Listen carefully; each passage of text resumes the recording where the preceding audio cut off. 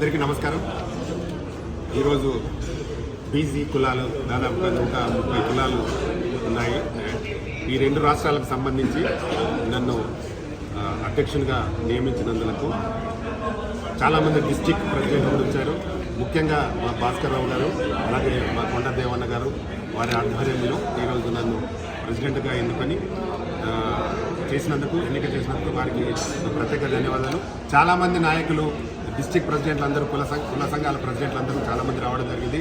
వాళ్ళందరూ కూడా వచ్చి మాకు సంఘీభావం తెలిపి మేము డెఫినెట్గా మంచిగా పనిచేద్దాం, దీన్ని గ్రామ లెవెల్లో తీసుకెళ్దామని అందరూ కూడా నాకు సపోర్ట్ చేస్తానన్నారు.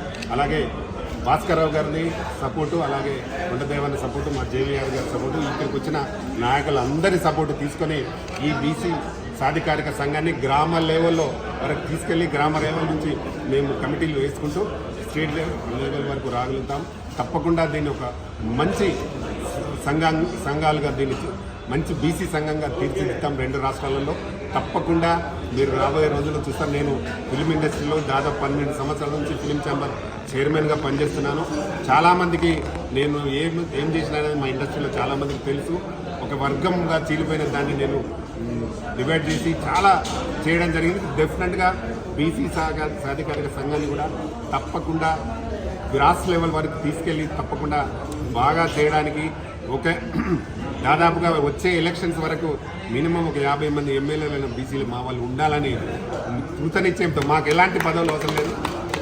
మా బీసీలలో ఉన్న 130 కులాల నుంచి ఏ కులం ఎక్కడ ముందుగా ఉంది, ఎక్కడ ఎక్కువ సంఖ్యలో ఉంది, ఎక్కువ సపోర్ట్గా ఉంటారంటే వాళ్ళని నిలబెడతాం.